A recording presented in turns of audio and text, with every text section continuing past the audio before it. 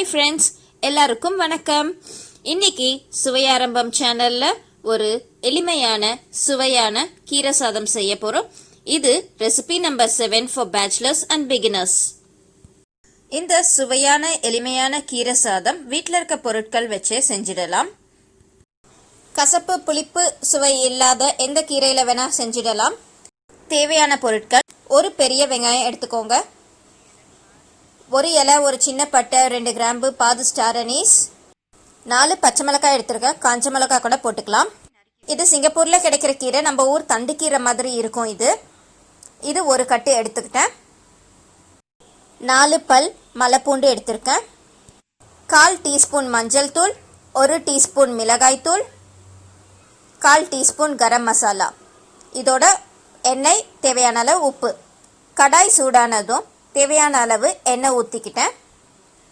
எண்ணெய் நல்லா சூடானதும் இந்த இலை, பட்டை, கிராம்புலாம் காமிச்சேன்னா அதை இதில் ஆட் பண்ணிடலாம்.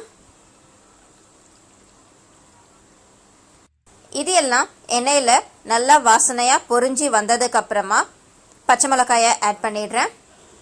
பச்சை மிளகாய் உங்கள் காரத்துக்கு ஏற்ற மாதிரி எடுத்துக்கோங்க. அதோட வெங்காயத்தையும் ஆட் பண்ணிடலாம். வெங்காயம் நல்லா வதங்கி வரட்டும். இந்த கீரை ரைஸ் எந்த ரைஸில் வேணால் பண்ணலாம்.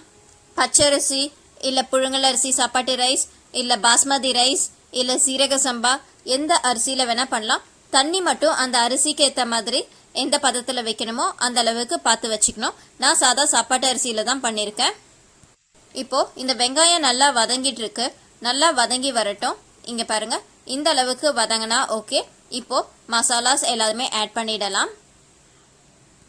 கரம் மசாலா ஆட் பண்ணியாச்சு. மஞ்சள் தூள், மிளகாய் தூள் வந்துட்டு 1 ஸ்பூன் தான் நான் ஆட் பண்ணியிருக்கேன். ஏன்னா பச்சை மிளகாய் இல்லை காஞ்ச மிளகாய் ஏதாவது ஒன்று எக்ஸ்ட்ரா ஆட் பண்ணுறோம். அதனால இந்த அளவுக்கு போட்டால் போதும். இப்போது இதை நல்லா மிக்ஸ் பண்ணி கொடுத்துடலாம். மிக்ஸ் பண்ணிவிட்டு பூண்டை ஆட் பண்ணிடலாம். பூண்டு ஆட் பண்ணிவிட்டு கட் பண்ணி வச்சுருக்க கீரையை இதில் ஆட் பண்ணிடுறோம். கீரை பொடி பொடியாக கட் பண்ணி எடுத்துக்கலாம். தண்டு யூஸ் பண்ணுற கீரையாக இருந்தால் தண்டையும் சேர்த்து யூஸ் பண்ணிக்கலாம். தண்டை ஒதுக்க வேண்டாம். எல்லாத்தையும் ஒன்றா போட்டு கிளறிட்டு தேவையான அளவு சால்ட் ஆட் பண்ணிடலாம். இப்போது சால்ட் ஆட் பண்ணிவிட்டு நான் இதை எல்லாத்தையுமே குக்கருக்கு ட்ரான்ஸ்ஃபர் பண்ணிட்டேன். 2 கப் அரிசிக்கு தேவையான அளவு தண்ணியை வச்சு அரிசியை உள்ளே சேர்த்துட்டேன். இப்போது நல்லா மிக்ஸ் கொடுத்துட்டு நெய் ஆட் பண்ணிடுறேன். நான் இப்போது 1 ஸ்பூன் நெய் ஆட் பண்ணிட்டேன். இதுக்கப்புறம் சாதம் ரெடியானதுக்கப்புறம் ஃபைனலாக 1 ஸ்பூன் ஆட் பண்ணுவோம். இப்போ பாருங்கள், குக்கர் வெயிட் போட்டு 4 விசில் வச்சு எடுத்துட்டேன். சாதம் நல்லா உதிரியாக வெந்து வந்துடுச்சு. இப்போது நெய் ஆட் பண்ணி மிக்ஸ் பண்ணிடலாம்.